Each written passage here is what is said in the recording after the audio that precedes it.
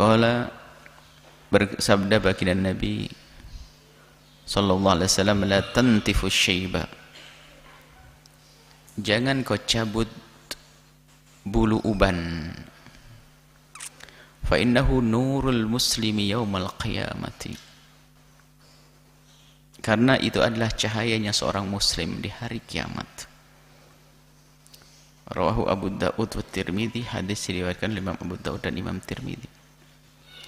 An-Nasa'i dan Imam Nasa'i bi asanida hasanatin, dengan sanad, dengan isnad yang baik. Wa qala Tirmidzi, Imam Tirmidzi mengatakan wa haditsun hasan, ini adalah hadis hasan. Hasan wilayah hadis yang makbul, yang bisa diterima. Tentang mencabut uban.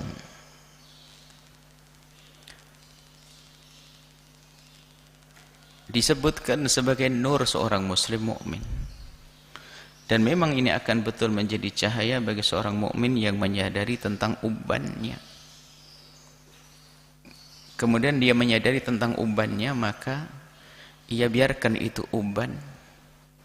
Maka karena ubannya ini nanti, karena ubannya inilah dia menjadi orang yang senantiasa waspada dan sadar bahwa umurnya sudah lanjut. Sehingga dia segera membenahi amalnya, memperbanyak tobatnya. Maka yang namanya uban itu akan penuh makna baginya. Karena uban ini adalah pesan khusus dari Allah kepada siapapun yang sadar bahwa engkau sudah bukan kanak-kanak lagi, engkau sudah bukan remaja lagi, akan tapi engkau sudah masuki usia tua. Yang artinya juga itu memberitahu bahwa kalau sudah engkau punya uban, itu artinya harus kau sadari bahwa kesempatanmu untuk bertobat semakin sedikit, kesempatanmu untuk beramal juga semakin berkurang. Bersama munculnya uban itu juga pesan bahwa liang lahat sudah semakin dekat. Maka yang sadar makna ini akan menjadi semakin baik. Dan memang kematian bisa datang kepada siapa saja, akan tapi semakin lama dia menghirup dunia ini, berarti semakin dekat dia akan mendekati liang lahatnya. Umurnya sudah dijatah oleh Allah. Umur seseorang sudah dijatah, selagi sudah diambil yang banyak berarti tinggal sedikit. Sehingga uban ini punya makna bagi yang sadar. Pergi ke cermin melihat ubannya, yang diingat apa? Bagaimana mengembalikan lagi ke gaya mudanya dan seterusnya. Tidak mengingat bahwasanya sesungguhnya dengan uban ini adalah pesan khusus bahwasanya kamu sudah usia lanjut. Banyaklah mendekatkan diri kepada Allah, banyak beribadah.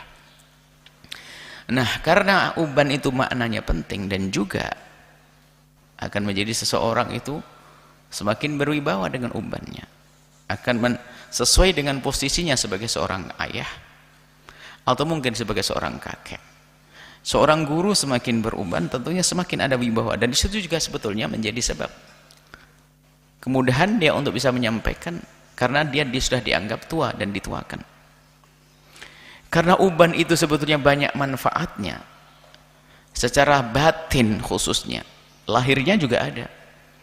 Sehingga kalau orang beruban ini, lihat, bagi orang beradab, ngerti, dia akan menghormatinya. Sampai dikisahkan, termasuk min karomatnya dalam riwayat, salah satu sahabat Nabi itu adalah diriwayatkan dari salah satu sahabat Nabi, Sayyidina Ali, itu gara-gara dia itu ada seorang yang beruban, tidak berani menyelipnya karena menghargai orang beruban. Sementara ini takut ketinggalan sholat subuh. Ternyata Allah memberikan karamah, matahari tidak bergerak. Sehingga ternyata orang tua yang dihormati tadi bukan ke masjid. Rupanya dia bukan seorang mukmin. Akan tapi ini sebuah makna, pesan bahwasanya orang yang lebih tua dari kita harus kita hargai dan kita hormati. Laisa minna, kata baginda Nabi, man lam yuwaqqir kabirana. Bukan termasuk golongan kami yang tidak bisa menghargai orang yang lebih tua. Ya ini. Karena urusan kita dengan baginda Nabi di saat kita menghargai orang yang beruban, maknanya lebih tua dari kita. Belum lagi tadi yang namanya uban itu membawa pesan-pesan istimewa bagi yang sadar, menjadikan dia selamat, waspada, berbekal. Seperti ada alarm kok itu, cepat-cepat ntar lagi datang tuh, berangkat, dia nyiapkan semuanya perabot yang ia butuhkan. Jika mau berkian kan tas dan segala macam, tapi kalau menuju liang lahat ya amal baik. Karena uban itu seperti itu manfaatnya, maka hendaknya jika ada uban jangan dicabut. Karena kalau mencabut seolah-olah dia sudah nggak mau dengan pesan Allah. Jangan dicabut.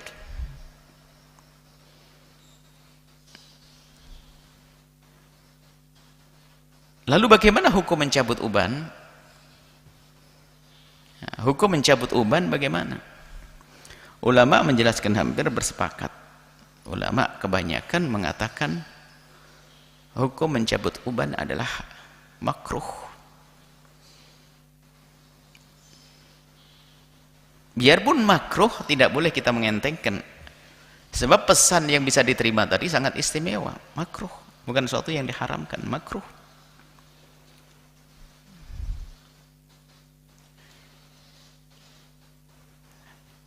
Sebagian lagi mengatakan bahwasanya itu adalah haram.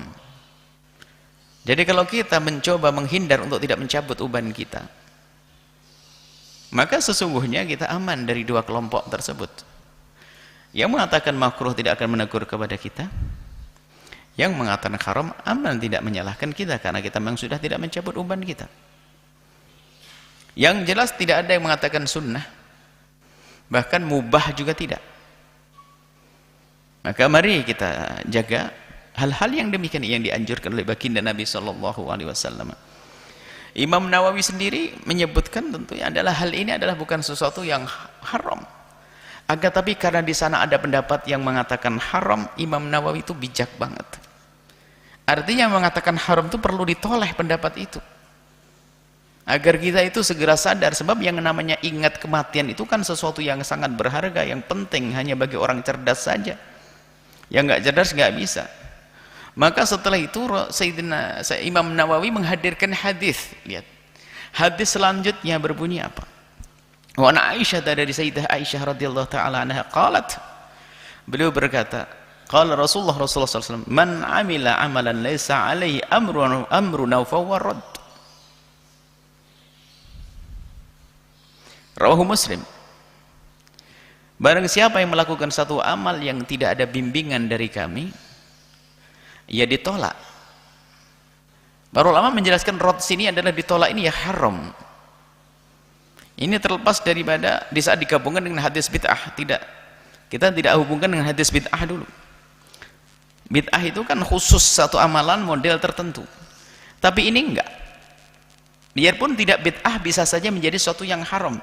Makanya bagi yang mengatakan haram, natfus syaibi, mencabut daripada uban, ya sesuai dengan hadis ini. Karena apa?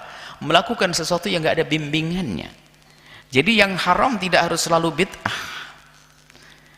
Tapi kalau bid'ah itu kan haram, yang bid'ah dhalalah itu. Jadi hadis ini disebut tidak ada urusannya dengan hitbah. Biasanya orang menggabungkan antara hadis bid'ah dengan hadis ini digabungkan, karena memang ada kesesuaian. Tapi di sini adalah semua amalan-amalan. Dan ini diletakkan di antara amalan-amalan sunnah dengan amalan-amalan wajib, amalan-amalan sunnah dan amalan-amalan haram. Diletakkan di sini. Karena setelah itu bicara tentang keutamaan-keutamaan. Kemarin sudah masalah apa nama pakai semir, kemudian merampingkan gigi, kemudian bikin tato, semuanya. Nah, ini masalah natfus syaibi setengah-setengah ini. Ini kayaknya mau berpindah kepada suatu kemuliaan habis ini. Nah, gitu. Ternyata betul, setelah ini babnya adalah bab hal-hal kemuliaan. Jadi ini isyarat dari Imam Nawawi bahwasanya memang yang namanya natfus syaib itu bisa saja diikutkan dengan hukum-hukum sesuatu yang sebelumnya, yaitu bikin tato, nyambung rambut dan sebagainya.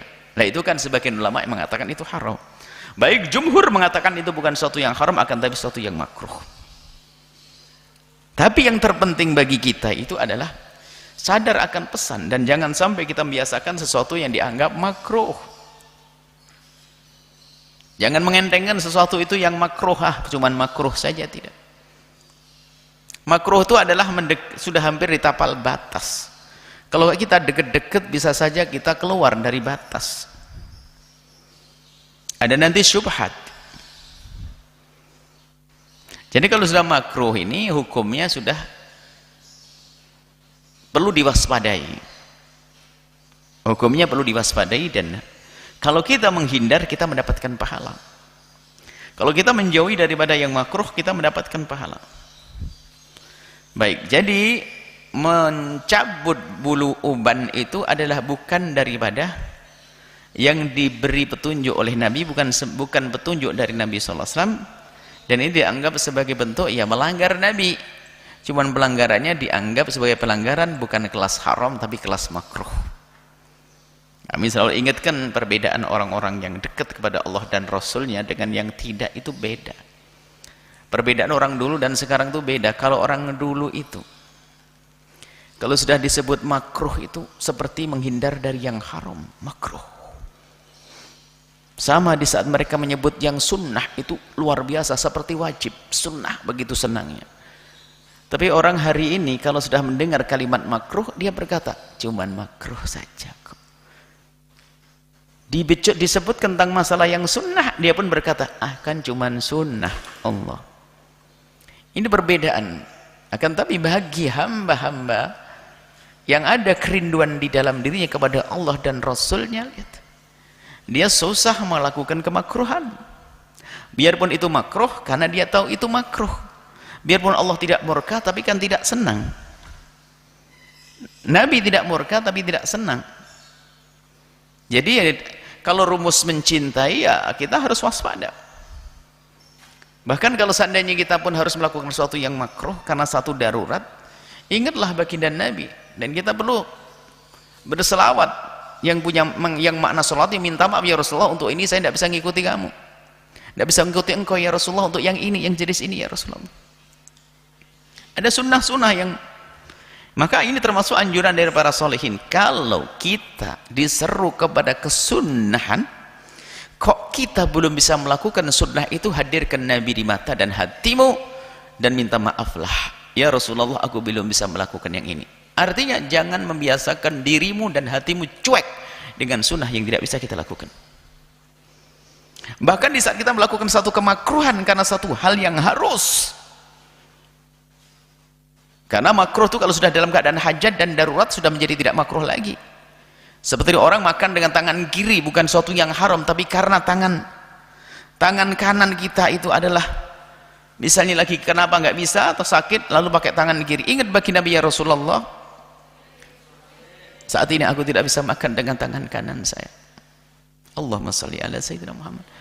Jadi sadar kalau kita lagi berbeda dengan Nabi, itu sadar, dan itu yang akan membimbing kita untuk terus menyesuaikan perilaku kita dengan baginda Nabi Muhammad sallallahu alaihi wasallam. Nah, ini dari sinilah ayo kita mulai. Selagi kita masih bisa melakukan sunnah, jangan tinggalkan itu sunnah. Nah, ini setelah ini ada sunnah, makruh ini. Kemarin kan haram. Ini sudah mulai bab sunnah. Apa sih yang hendaknya yang kita lakukan dari kesunnahan ini? Maka ini kaidahnya begini ini. Imam Nawawi menghadirkan hadis tadi, radd, nggak ngikuti Nabi ditolak. Makanya berusaha kita ngikuti baginda Nabi. Setelah Anda menyaksikan video ini, jangan lupa berselawat kepada baginda Nabi Muhammad sallallahu alaihi wa alihi wa sahbihi wasallam.